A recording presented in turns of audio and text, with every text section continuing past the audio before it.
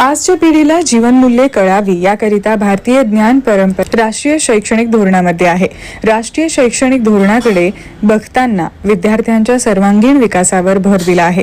भारत देश हा ऊर्जा आणि डिजिटल परिवर्तनाच्या दिशेने जात आहे. पुण्याला संपूर्ण जगभरात वेगळी ओळख असून हे शिक्षणाचे माहेरघर असून या क्षेत्राच्या विकासात मोठा वाटा असल्याचे सावित्रीबाई फुले पुणे विद्यापीठाचे कुलगुरू डॉक्टर सुरेश गोसावी यांनी सांगितले. भारतीय शिक्षण मंडळ पश्चिम महाराष्ट्र प्रांत आणि जय गणेश शिक्षण महाविद्यालय यांच्या वतीने राष्ट्रीय शैक्षणिक धोरण 2020 द्वारे शिक्षकांच्या शिक्षणाच्या समग्र विकासासाठी भारतीय ज्ञान प्रणाली या विषयावरील पहिल्या राष्ट्रीय परिषदेचे आयोजन नऱ्हे येथील जाधवर शैक्षणिक संकुलाच्या सभागृहात करण्यात आले होते. परिषदेच्या समारोपाप्रसंगी संस्थेचे प्राचार्य डॉक्टर सुधाकर जाधवर, ॲडव्होकेट शार्दूल जाधवर, सुरेखा जाधवर यासह प्राचार्य शिक्षक उपस्थित होते. डॉक्टर गणेश चव्हाण, संतोष रुकारी, मोहन कांबळे, दत्तात्रय तापकीर आणि डॉक्टर संजय तांबट यांनी देखील पहिल्या राष्ट्रीय परिषदेत सहभाग घेत मार्गदर्शन केले. पुण्यासह विविध भागातून आलेल्या विद्यार्थ्यांनी परिषदेत सहभाग घेतला होता. जाधवर ग्रुप्स ऑफ इन्स्टिट्यूट यांनी इथे आयोजित केलेलं जे 2 दिवसीय शिबिर होतं त्यासाठी भारतीय ज्ञान परंपरा या विषयावर जे शिक्षकांच्या संदर्भात शिक्षकांनी कसं शिकवायचं आणि कशा प्रकारे नॅशनल एज्युकेशन पॉलिसी समाजापर्यंत जाईल आणि भारतातील जो ठेवा आहे तो समाजापर्यंत नवीन जनरेशनपर्यंत देण्यासाठीची ही एक चांगला उपक्रम त्यांनी इथे आयोजित केलेला आहे. सावित्रीबाई फुले पुणे विद्यापीठाच्या वतीने मी त्यांना शुभेच्छा देतो. धन्यवाद. नमस्कार. काय आलं पाहिजे तुमच्या मते एज्युकेशन पॉलिसीमध्ये? अजून एज्युकेशन पॉलिसी जी आलेली आहे 2020ची, त्याचं आज यावर्षी 5 वर्ष कंप्लीट होत आहे आणि याच्यामध्ये ती माझ्या दृष्टीने सर्वांगीण आहे. त्याच्यामध्ये विद्यार्थ्याचा विकास कसा होईल याचा पूर्णपणे विचार केलेला आहे. मला वाटतं त्याचे फळं साधारणतः पहिली बॅच बाहेर ज्यावेळेला येईल त्यावेळेला नक्कीच बाहेर येईल, त्यावेळेला आपल्याला कळेल की ती कशी सर्वांगीण आहे. विद्यापीठासमोर काय आव्हान आहे सध्या लागू करताना? कारण बरेच विषयी कन्फ्युजन आहे. तसं नाही आहे, कुठेही कन्फ्युजन आहे असं मला वाटत नाही. आपल्याकडे थोडा ॲक्सेप्टन्सला वेळ लागतो आणि मला वाटतं आता सर्व शिक्षकांनी त्याला ॲक्सेप्टन्स दिलेला आहे, संस्थांनी ॲक्सेप्टन्स दिलेला आहे.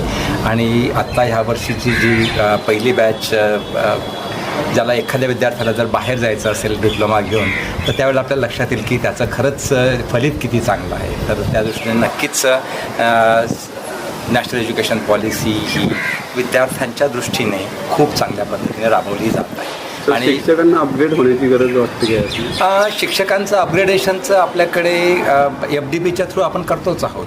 पण नॅशनल एज्युकेशन पॉलिसी राबवत असताना जे आपण शिक्षकांपर्यंत, प्राचार्य, संस्था यांच्यापर्यंत वेगवेगळे जे उपक्रम राबवले त्यांच्याशी संवाद साधला, त्यातनं त्यांचं अपग्रेडेशन झालेलंच आहे असं मला वाटतं. पॉलिसी पोहोचवण्यासाठी विद्यापीठाने काय आत्ता ह्या वर्षी तर विद्यापीठाने आपण साधारणतः सावित्रीबाई फुले पुणे विद्यापीठ, पुणे शहर, पुणे ग्रामीण, नगर शहर, नगर ग्रामीण, नाशिक शहर, नाशिक ग्रामीण या प्रत्येक जिल्ह्यामध्ये, तालुक्यामध्ये आपण कार्यशाळा घेतल्यात. सुरुवातीच्या काळामध्ये आपण सर्व संस्थाचालक यांच्याशी चर्चा केली, प्राचार्यांशी केली, शिक्षकांशी केली, पालकांशी केली आणि स्कूल कनेक्टच्या माध्यमातून आपण सगळ्या विद्यार्थ्यांपर्यंत पोहोचलो की जेणेकरून ही राष्ट्रीय शैक्षणिक धोरण जे नवीन आहे हे नेमकं काय आहे.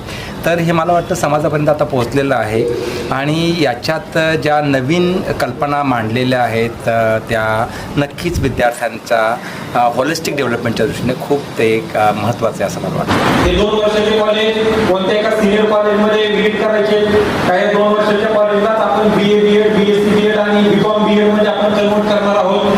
काही या कॉलेजचं काय करायचंय या कोणताही विचार एनसीटीच्या पातळीवरती त्या ठिकाणी चालू असेल, परंतु संस्था पातळीवरती आणि कॉलेज पातळीवरती आम्हाला माहिती नसताना देखील या BEd कॉलेजच्या लोकांनी अशा पद्धतीची कॉन्फरन्स घेणं हे अत्यंत माझ्या वैयक्तिक संशोधक म्हणून आम्हाला फार समाधानकारक त्या ठिकाणी आहे की ज्या कॉलेजचं नॅक ते गेल्या वर्षी झालं, गेल्या वर्षी नॅक झाल्यानंतर 2-3 दुसरं जे नॅक येणार आहे 5 वर्षांनी तोपर्यंत BEd कॉलेजच राहील का नाही राहणार हे अजून माहिती नसताना सुद्धा या सगळ्या लोकांनी अत्यंत चांगल्या दर्जाचं एक कॉन्फरन्सचं आयोजन आणि नियोजन त्या ठिकाणी केलेलं आहे. मी त्याबद्दल सर्वप्रथम या समारोपाच्या कार्यक्रमामध्ये BEd कॉलेजच्या संपूर्ण स्टाफचं आणि त्यांच्या प्राचार्यांचं मनापासून खूप खूप अभिनंदन व्यक्त करतो की याच्यामध्ये शिक्षणाप्रतीची असलेली आपलं जे डेडिकेशन आहे